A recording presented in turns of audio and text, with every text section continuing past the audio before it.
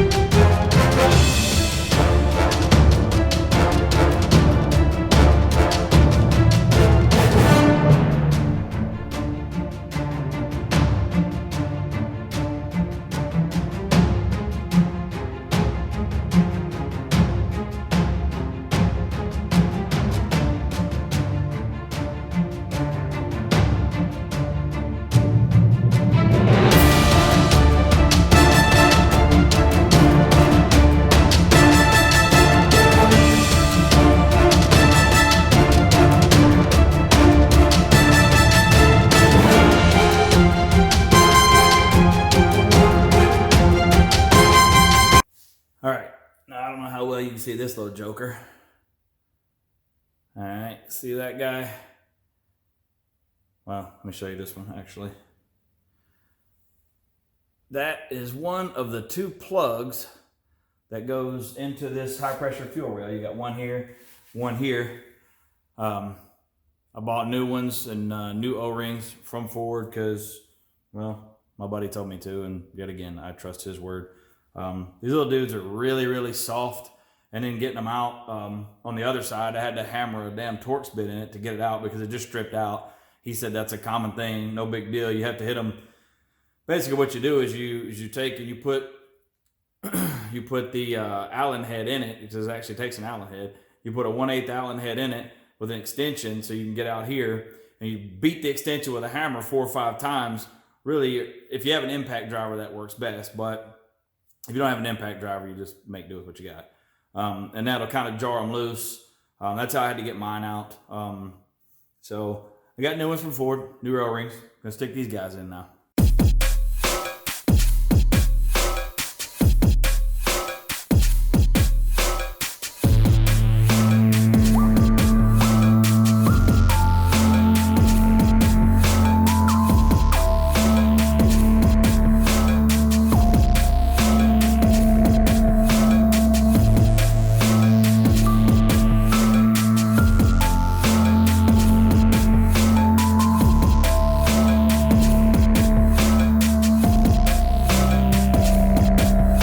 So you saw me just go over and clean my gasket surface off real good right here.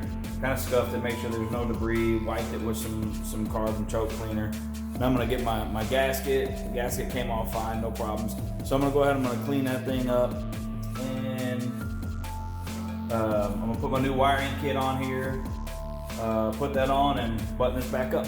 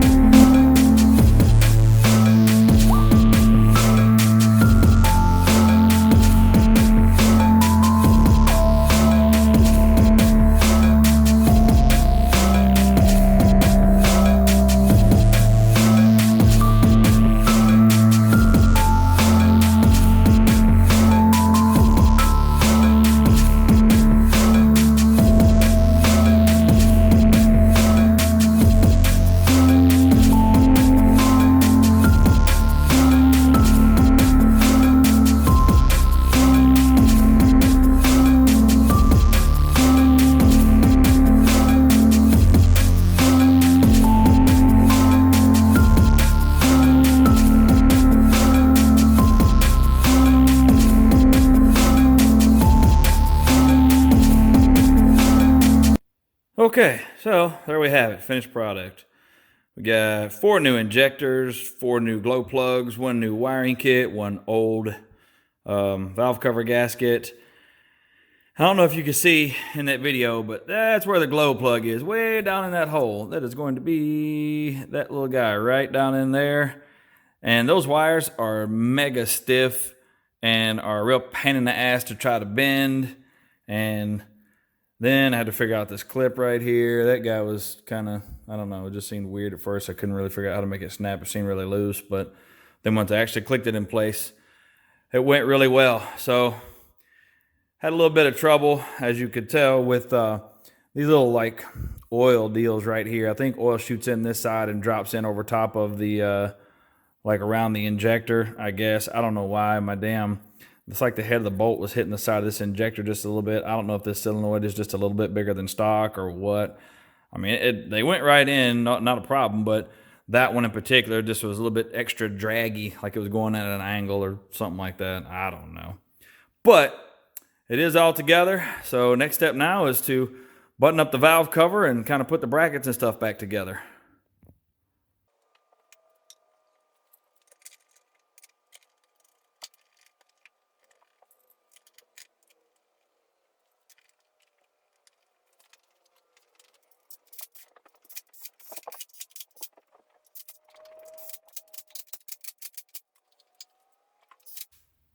All right, so there you have it. I seem to be missing 1 bolt right here, so I'll have to run one of those down. It's not a problem. I'll find one somewhere around here and stick in it. It's a pretty common bolt. But that is pretty much it. As far as engine mods, what I'm going to do, I'm not going to waste a bunch of time showing how I do the other side, because you saw how I did this one. So I'm going to button up the other side. Well, I was walking off, and I'm back, because I forgot something. So you got these big plugs right here. So this guy, this is that great big plug that goes here on the main fuel rail. I got some new ones from Ford. I have no idea why I would need to replace a gigantic block of steel, but whatever. It didn't come with it. I don't know. Maybe it comes with the O-ring. I don't know. Nonetheless, new O-ring, new plug.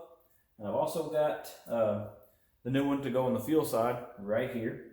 It's, hell, I don't know. It's somewhere rolling around here. But I'm going to locate that and get those two plugs. Hello, me again. All right, so like I said I was going to, I went ahead and I buttoned up the driver's side head, got all the stuff done. I did get the plugs put in the back of the head for the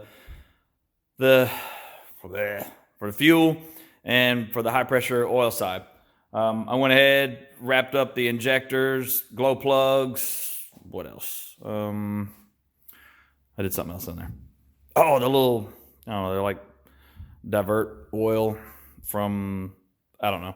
These little things you screw it on over top of them, then put oil down over top of, I don't know, something. I don't know what the hell they're called, but I put them back on.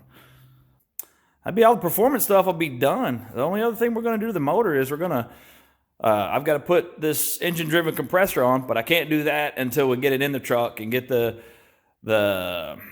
inner fenders and all that stuff on there. That way I understand where the turbo pipes have to be and see what all type of routing and stuff I'm going to have to do at that point. So, all right.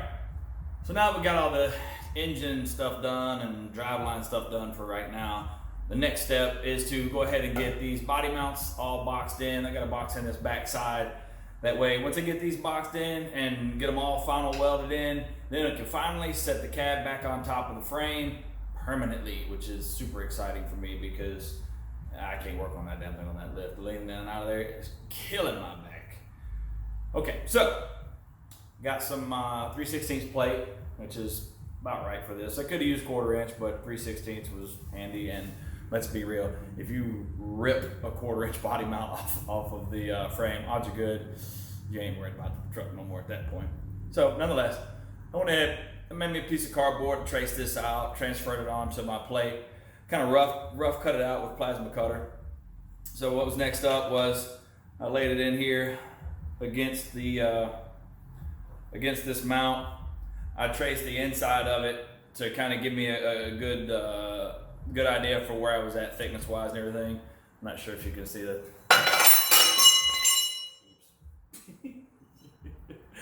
Okay, not sure if you can see the black line that runs around there.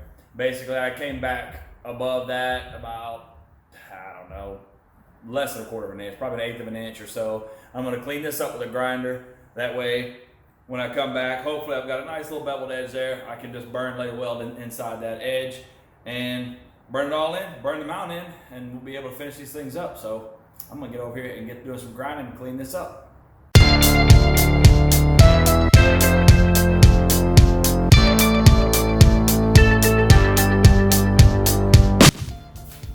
That grinding wheel sucks.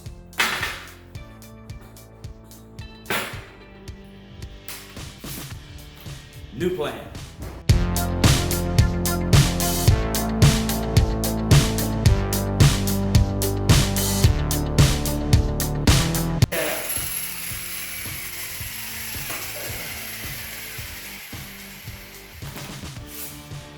That's how we get shit done.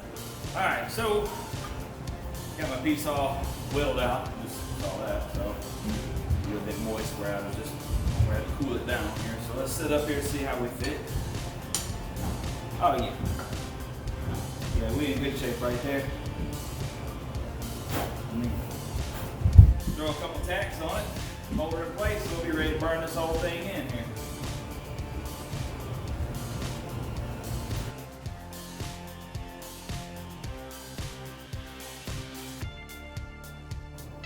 Alright, got it all tacked in. Turn up the heat just a shade. Be ready to go.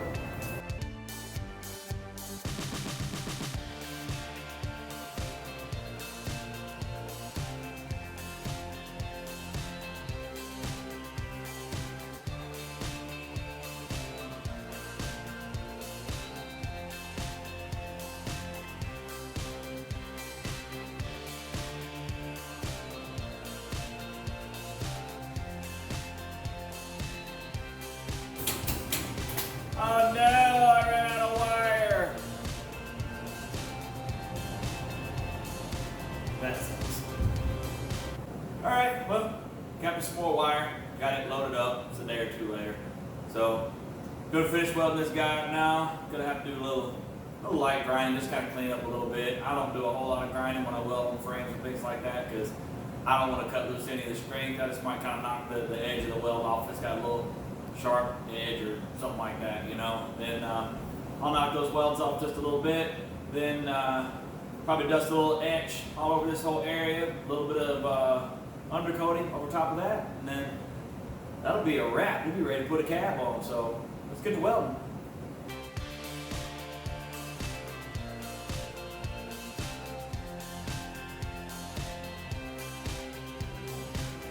Alrighty, let's get that all welded up. Get this grinder and just kind of, like I said, knock a little spot or two off. We'll get a little etch and pull undercoating and wrap this side up.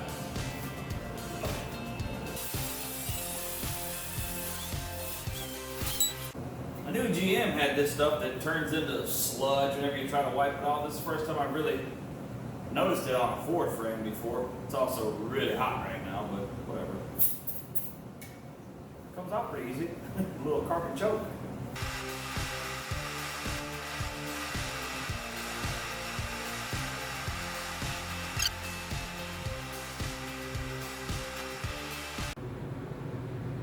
So there we have our finished product.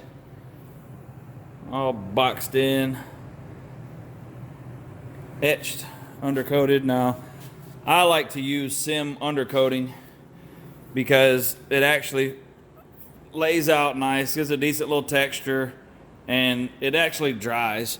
Unlike the 3M undercoating that stays greasy pretty much for like ever, and you just get the crap all over you all the time. So there we go. Now, let's go knock out that side right quick. I'm gonna spare y'all that. I'm just gonna go ahead and knock it out off camera, and we'll get to putting that cab on.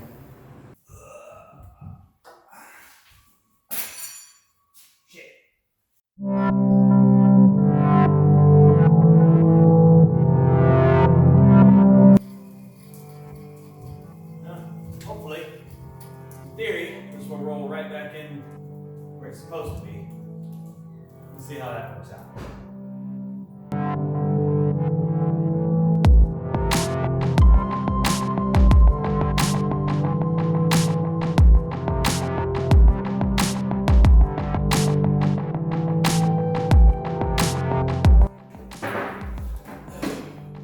And hopefully I don't have to use these anymore for a long, long time.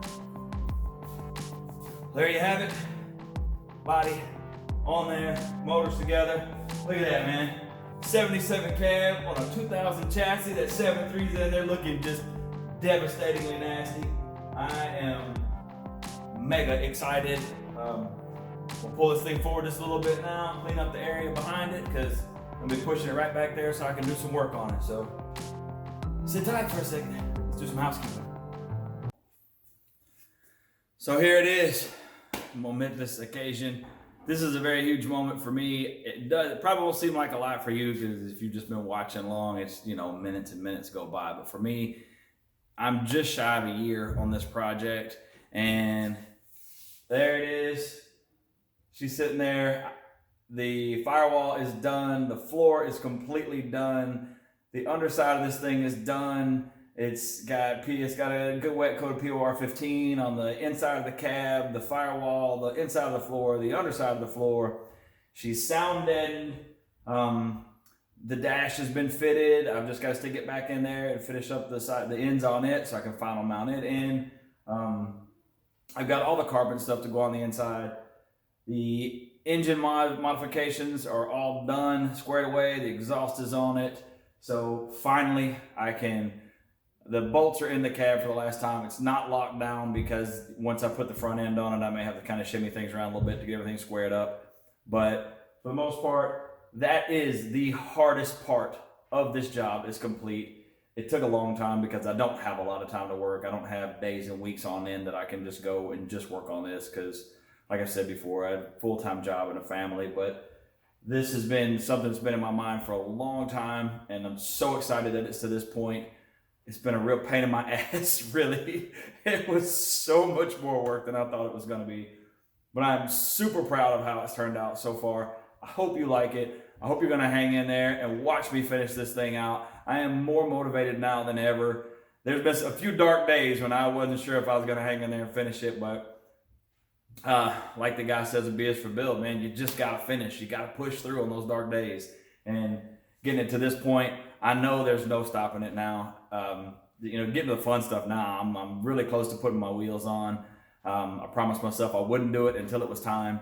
It's coming very soon. I can get this interior wrapped up, we're going to reshape the seat, going to send it off the upholsterer, get it redone. Like I said, I got brand new black carpet to go in it. We're going to start in the next episode, going to start installing all of that stuff, finishing out building the firewall so I don't have to reach in around the lift anymore. So tune into the next episode.